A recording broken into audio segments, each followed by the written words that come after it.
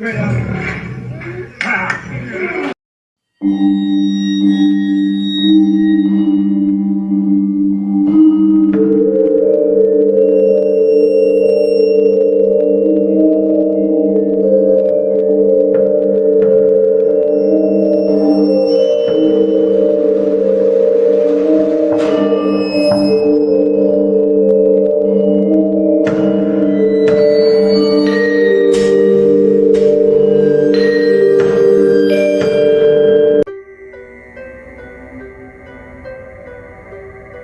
الفيديو صور في مكان ما في اليابان، وهو مخيف لدرجة رهيب، حيث يمكننا من رؤية الجن وهو يهاجم الأطفال الصغار، ولا يمكن توقع ذلك. في الجزء الأول والذي أجده غريبا وهو الكرة النطاطة التي تظهر من العدم. لنتابع.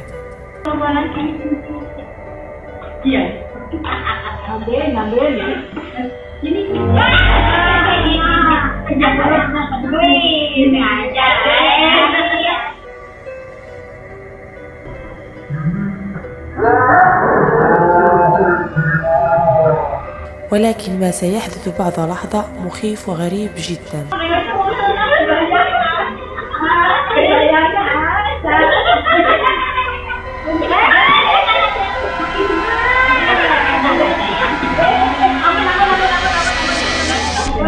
بينما تقدم الفتاة عرضها للعائلة، فجأة يتم سحب إحدى ساقيها من تحتها فتسقط بقوة، وهذا يعتبر بالطبع أذية من قبل الجن والعياذ بالله. ولكن لماذا؟ حيث يبدو الأمر حقيقي ولا يمكن تصنعه. والشيء الوحيد الذي حدث للتو وهو أن الجن شعر بالغيرة من خطف الفتاة للأنظار فانتقم بطريقته.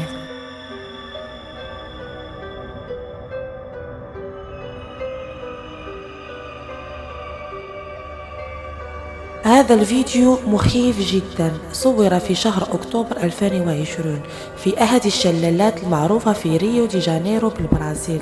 صور من طرف امرأة كانت برفقة عائلتها تستمتع بمنظر الشلالات. لحظة صورت شيء لا يصدق. لنتابع. Domingo, curtindo uma cachoeira em Leeds, Rio de Janeiro. Reparem o visual na mata. Agora o melhor de tudo é essa queda d'água. Muita água, muita força. Uhul! E caraca, uma coisa ali. Caraca, apareceu um cara ali no meio da água.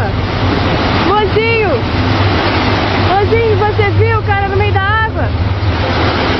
Caraca! Ali, mozinho!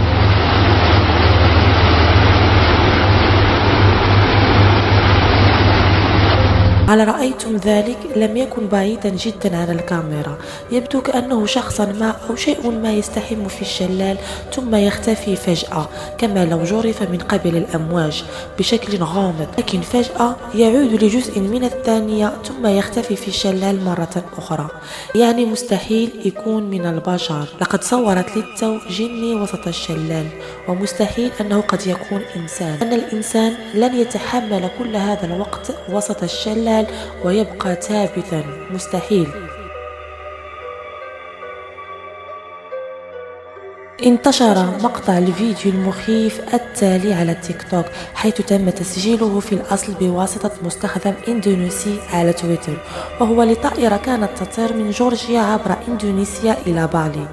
وكان أول مقطع فيديو للطائرة يرسله إلى زوجته، وعندما أعاد اللقطات اكتشف شيئا مخيف وحقيقي. لنتابع.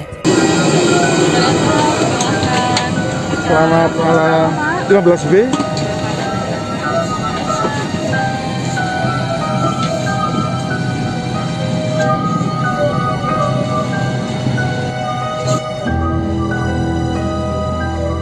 شخص ما أو شيء ما يلبس اللون الأسود وذو بشرة شاحبة يتحرك في أحد المقاعد، وعندما مر من جانب المقعد لا يوجد أحد هناك. شوهد هذا الفيديو من طرفيه أكثر من 14 مليون مرة. لأنه التقط على الكاميرا مباشرة مقطع لراكب متوفى.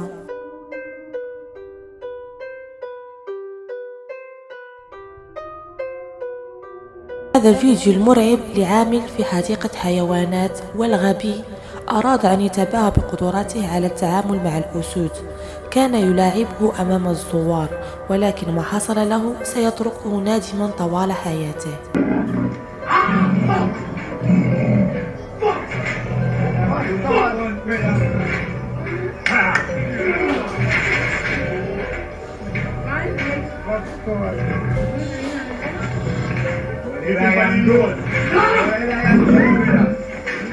كما شاهدتم، عندما وجد الأسد فرصة انقض على إصبعه وقطعه، والعامل ترك إصبعه في فم الأسد. يا للغباء!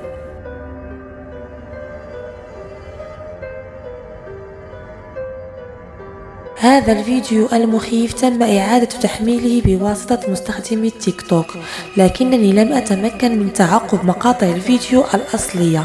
شاهدوا الفتاة في الخلف.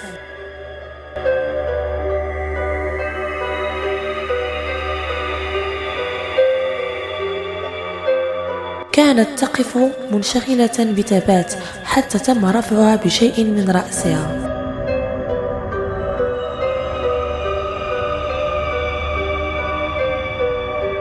الجميع في التعليقات كانوا أكثر قلقا بشأن أم الفتاة التي تركتها للتو.